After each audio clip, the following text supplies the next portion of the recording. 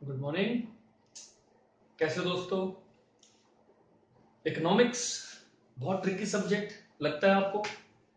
हम इसको इंटरेस्टिंग बना सकते हैं। थोड़े से नियम फॉलो करने पड़ते हैं। पहला नियम होता है कंसिस्टेंसी। हम इकोनॉमिक्स रेगुलर अगर पढ़ते हैं तो 100% आपको इकोनॉमिक्स आसान लगेगी। ज्यादातर जो मेरे स्टूडेंट्स ये प्रॉब्लम लेकर आते हैं कि मेरे को इकोनॉमिक्स में दिक्कत हो रही है, जब मैं उनसे ये पूछता हूं कि रोज कितना टाइम आप इकोनॉमिक्स में देते हैं तो परेशान हो जाते हैं। सर थोड़ा सा देते हैं, अकाउंट्स में ज्यादा दे पाते हैं या मैथ्स में हम ज्यादा देते हैं। इकोनॉमिक्स में रेगुलरिटी जो है वो नहीं रह पाती। अगर आप रेगुलर किसी भी चीज में नहीं रहेंगे, चाहे वो अकाउंट्स हो, मैथमेटिक्स हो, इकोनॉमिक्स हो, बिजनेस स्टडीज हो, आप एंड मोमेंट पर आकर एक साथ पढ़ने की कोशिश करेंगे तो आप खुद सोचिए कितना ग्रेस्प कर पाएंगे और किस लेवल का। क्या वो परफेक्ट होगा या वो काम चला होगा?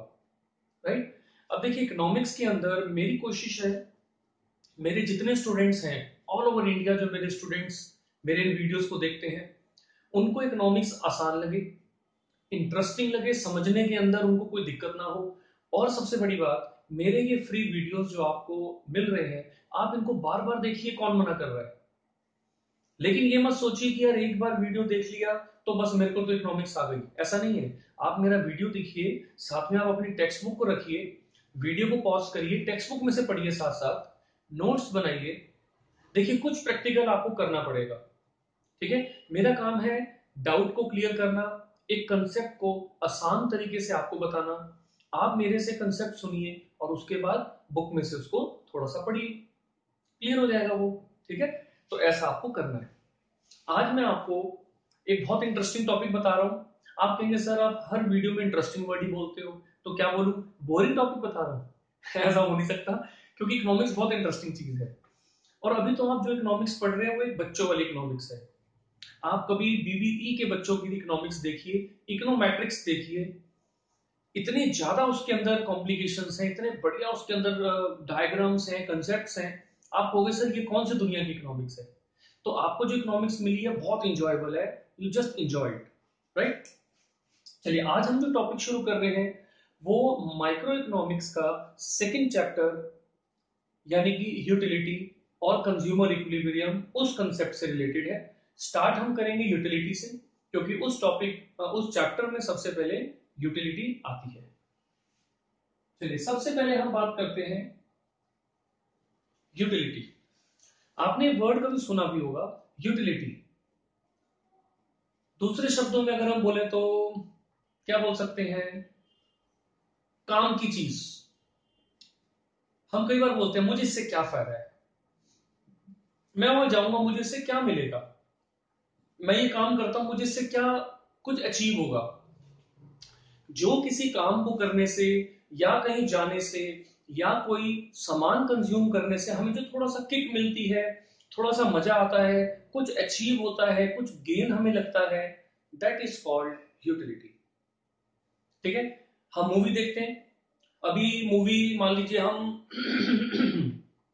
एक्सक्यूज मी, मान लीजिए सलमान खान जी की मूवी देखते हैं। मूवी अभी आई सुल्तान। आमिर जी की मूवी देखते हैं जी, पीके। शाहरुख खान जी की मूवी देखते हैं जी, हैप्पी न्यू ईयर। एक बार नहीं 4 बार भी देखे ना तो कुछ ऐसा लगता है यार एक बार तो दोबारा देखी जा सकती है, कुछ ना कुछ उसमें से मजा आ रहा है। That is called utility. और यही कोई एक बोरिंग मूवी आप देखनी हो या आपको दोबारा दिख जाए वो मूवी जो एक बार आप झेल चुके हो, आप हो गए भाई बचाओ इससे, इसमें मुझे कुछ नहीं मिल रहा है। राइट। हम यहां पर इकोनॉमिक्स के अंदर मूवीज की बात नहीं करेंगे, तो मैंने आपको एग्जांपल दिया। इकोनॉमिक्स के अंदर हम यूटिलिटी बोलेंगे कुछ ऐसे सामान से जो हमने कंज्यूम किया। मान लीजिए आइसक्रीम, खाना खाया, cold drink P, milk shake पिया, पाव भाजी खाई, भेलपूरी खा ली आपने। ये जो सामान है इनमें कहीं ना कहीं कुछ ऐसी अट्रैक्शन है जो आपको अट्रैक्ट करती है। राइट। तो यूटिलिटी हमारी एक प्रोडक्ट के साथ जुड़ी होती है। और यूटिलिटी क्या होती है? अगर हम अभी भी जो एग्जांपल हमने पढ़े उनमें से हम जरा सोच के देखें, तो utility is want satisfying power,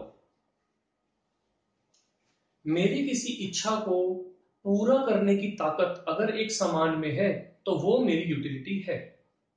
ठीक है, अगर मेरी भूख को शांत करने के लिए, मेरे टेस्ट बर्ड को सेटिस्फाई करने के लिए पाव भाजी सबसे मेरी फेवरेट है, तो पाव भाजी में वो एक यूटिलिटी है, मेरी वांट को सेटिस्फाई करने की पावर है कि मैं एक बार पाव भाजी खाऊं तो मैं मस्त हो जाता हूं। मेरा जो छोटा बेटा है वो पाव भाजी का दीवाना है, तो कभी भी ऐसा हो, एक हफ्ते में एक बार या कभी हम बाहर जाएं तब, जी पाव भाजी खानी है, घर पे भी पाव भाजी बनाओ। अब पाव भाजी में कुछ ऐसी यूटिलिटी है जो उस बच्चे को मजा आ जाता है, वो खाकर वो तृप्त हो जाता है और एक नॉर्मल डाइट से भी ज्यादा डाइट वो ले सकता है। Want satisfying power. ठीक है, अब अगर हम इस यूटिलिटी को एक प्रोडक्ट के साथ जोड़ दें तो एक चीज और सामने आ जाएगी। एक ही सामान से जो मुझे फायदा आ रहा है वो मैं बार बार जब कंज्यूम करूंगा वो फायदा आएगा। मान लिया मैंने आज आइसक्रीम खाई, मेरे को मजा आया, मैंने 2 दिन बाद फिर आइसक्रीम खाई, मुझे मजा आएगा, मैं 4 दिन के बाद फिर खाऊंगा, बिल्कुल मजा आएगा। लेकिन इकोनॉमिक्स कहती है कि अगर यूटिलिटी आप नापना चाहते हैं तो प्रोडक्ट को लगातार कंज्यूम करके देखिए, आपको क्या फील होगा। आइसक्रीम अभी एक खाई, बहुत मजा आया, उसी समय दूसरी खानी पड़ी, कम, तीसरी में और कम, चौथी में और कम। तो वो कंसेप्ट आपको आज यहाँ देखने को मिलेगा, क्योंकि क्लास 12 की इकोनॉमिक्स में एक और इसमें कंज्यूमर इक्विलिब्रियम चैप्टर में हम यूटिलिटी को तो पढ़ते ही हैं, यूटिलिटी के साथ हमें पढ़ना होता है law of DMU, diminishing marginal utility. तो मैंने आपको उसी के एग्जांपल को इसके साथ जोड़ दिया, सब आपस में जुड़े हैं इसलिए मैंने उसका एग्जांपल लिया। आप प्लीज कंफ्यूज मत होना, मैं उस टॉपिक को दोबारा अभी एक्सप्लेन भी करूंगा। तो यूटिलिटी समझ में आई। अब यहां पर मैं एक एग्जांपल ले लेता हूं, आइसक्रीम। कुछ मजा आया? आइसक्रीम का एग्जांपल जब मैं लेता हूं अपने क्लासरूम्स के अंदर, इवन सैटेलाइट क्लास के ऊपर भी जब मैं आइसक्रीम का एग्जांपल लेता हूं, तो इंडिया के जिस मर्जी कोने में हमारा स्टूडेंट बैठा हो, किसी भी सेंटर में बैठा हो, वो ये कहता है सर थोड़ा सा ब्रेक दे दो, हम आइसक्रीम खा के आते हैं। आइसक्रीम का नाम सुनते ना कुछ एकदम एक अंदर से फीलिंग आती है यार खाना है। तो यानी आइसक्रीम के अंदर एक पावर है। तो मैं यहां पर एक एग्जांपल लेता हूं कि हमने आइसक्रीम की यूनिट रखी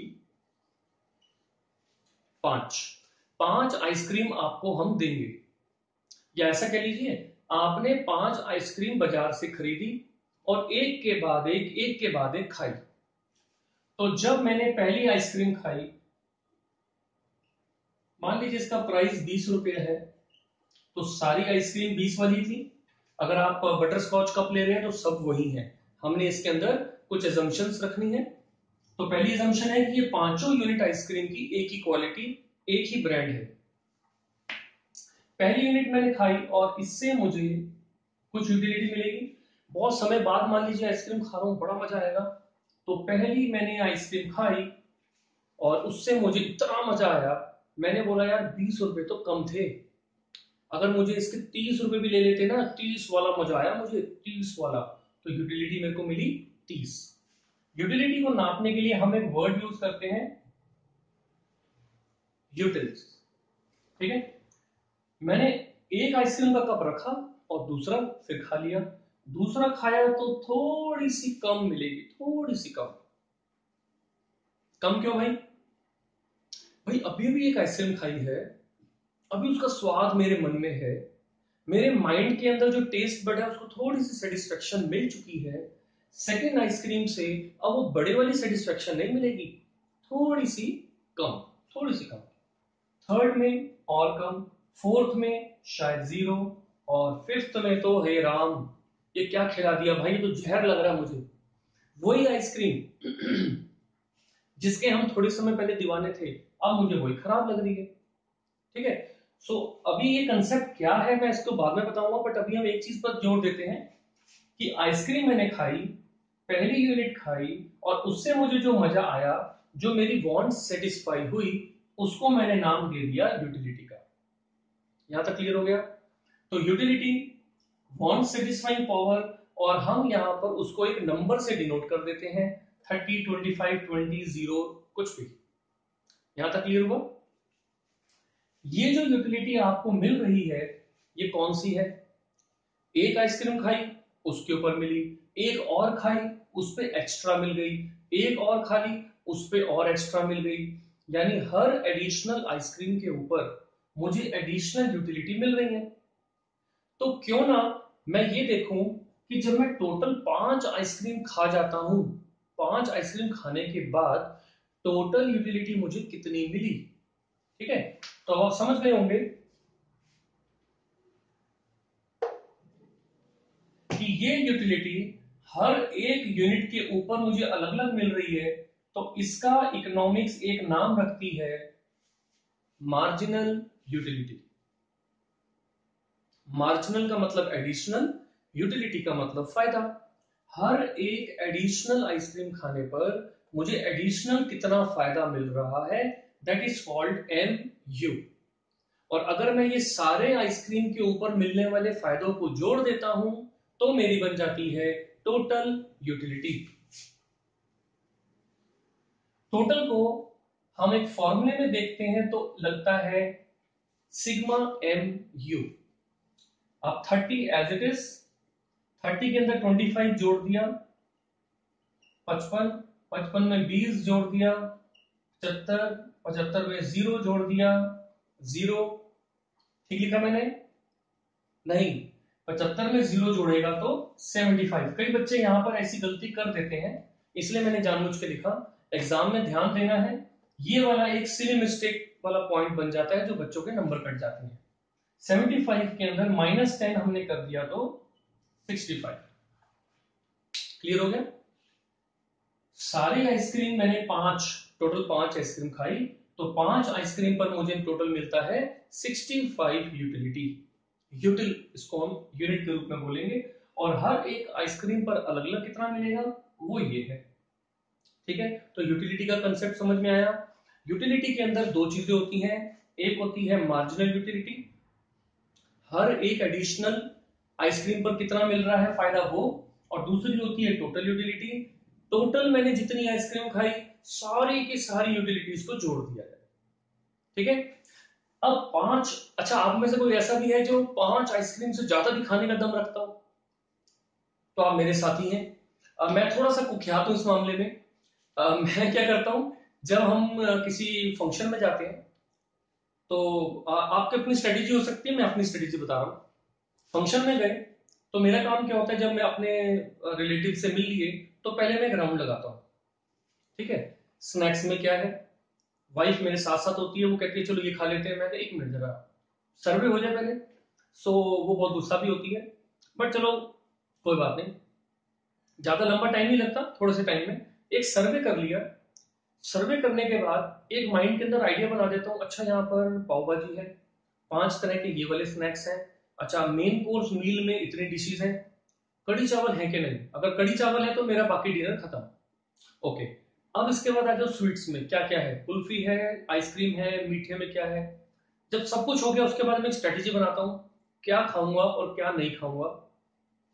अब इसके अंदर मजे वाली बात यह है कि सबसे पहले मैं क्या खाता हूं, मैंने इसलिए एग्जांपल भी वही दिया, मैं सबसे पहले आइसक्रीम खाता हूं। आइसक्रीम की एक तय जम जाए, पेट ठंडा हो गया, दिल ठंडा हो गया, आराम से बैठो, कोई बात नहीं, अब आराम से आप खाओ। आइसक्रीम खाने के बाद आप फ्रूट खा सकते हो, थोड़ा सा स्नैक्स लिया, ज्यादा नहीं, थोड़ा सा कड़ी चावल ले लिए, ऐसा कुछ।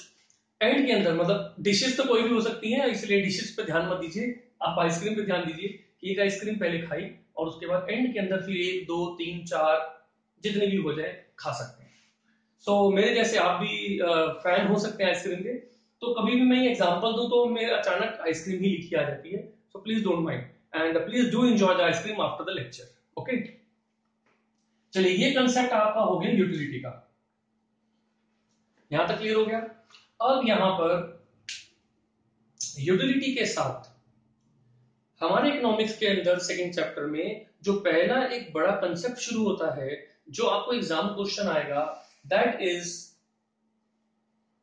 Law of DMU, law of diminishing marginal utility. अब मैंने ये एग्जांपल जानबूझकर ऐसा दिया ताकि जब मैं लॉ ऑफ डीएमयू आपको समझाऊं तो मुझे दोबारा कुछ लिखना ना पड़े। अब इसी एग्जांपल के अंदर आप जरा जज करके देखिए, क्या मार्जिनल यूटिलिटी डिमिनिश हो रही है?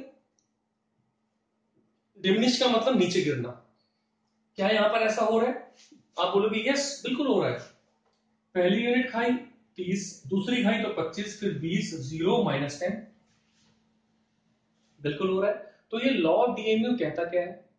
Law of DMU states that as we go on consuming one unit after another of a same commodity without changing the quality or anything else, कोई चीज चेंज नहीं करनी, सब कुछ फिक्स रहेगा। वो क्या क्या फिक्स रहेगा मैं अभी बता देता हूं। जब हम ऐसे कुछ कंज्यूम करते हैं एक कमोडिटी को बार बार, तो उससे मिलने वाली यूटिलिटी पहले से कम होती जाती है। तो वही यहां पर हो रहा है। So that is the law of DMU. अब इस लॉ ऑफ डीएमयू का अगर एग्जाम में आपको क्वेश्चन आता है तो सबसे पहले तो आप ये टेबल बना सकते हैं। इस टेबल को बनाने के बाद आप ये पूरा एक्सप्लेन करेंगे कि डीएमयू किस पर कंसंट्रेट करता है, एमयू पर, मार्जिनल यूटिलिटी पर। डी का मतलब डिमिनिशिंग, वो गिर रही है, तो आप ये पूरा बताएंगे वो गिर कैसे रही है, ये पैराग्राफ में एक्सप्लेन कर देंगे। और लास्ट में आप एक डायग्राम बना सकते हैं जिसमें एमयू और टीयू ये दोनों को दिखा सकते हैं। वो डायग्राम मैं आपको दिखा देता हूं। बहुत बड़ा डायग्राम नहीं बनाऊंगा, छोटा बनाता हूं।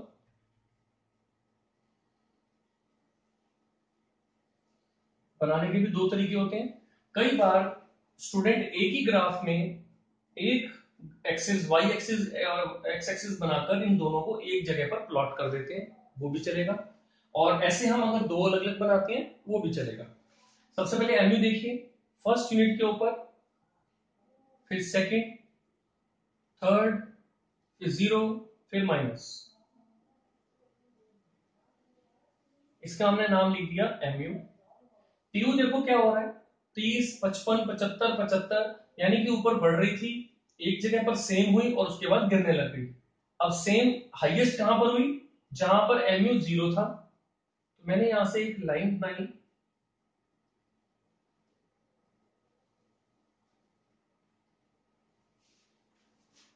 मैंने यहां पर इस टीयू कर्व को देखो बनाया किस तरीके से है, कॉनकेव।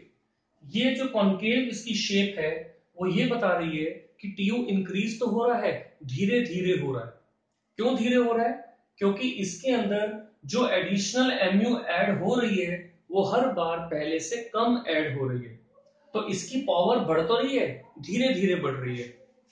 जहां पर टीयू दो बार एक जैसा आ जाएगा तो सेकंड वाली पोजीशन पर हमारा टीयू मैक्सिमम होगा, ठीक है। और निशानी क्या रखनी है, जहां पर टीयू मैक्सिमम होगा वहां पर एमयू 0 होगा। तो ये 0 भी नजर आ गया, इसलिए मैंने यहां से एक लाइन बनाई थी जो यहां तक गई। अब इसका रिलेशनशिप कैसे लिखेंगे? मान लीजिए एग्जांपल में एग्जाम में आपको क्वेश्चन आ जाए, explain the relationship between MU and TU. कैसे लिखेंगे? पहला पॉइंट लिखोगे आप, यहीं लिख देता हूं मैं। पहला, when mu is greater than 0 या पॉजिटिव, ये वाले क्वेश्चन में tu increases। सेकंड है when mu is equal to 0 tu maximum है। जब mu 0 है tu मैक्सिमम है।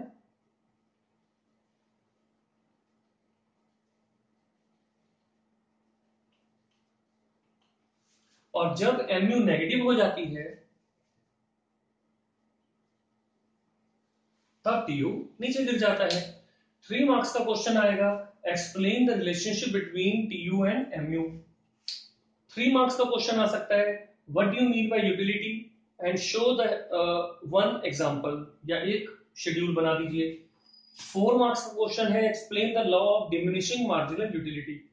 अगर हम छोटे किसी यूनिट टेस्ट की बात करें तो अक्सर उस यूनिट टेस्ट के अंदर ऐसा हो सकता है कि आपको यही डीएमयू का क्वेश्चन 6 मार्क्स का भी आ जाए, क्योंकि 3 या 4 चैप्टर का टेस्ट होता है वो। तो आपको उसमें क्या क्या लिखना है, लॉ ऑफ डीएमयू की डेफिनेशन, डेफिनेशन मैंने आपको बता दी।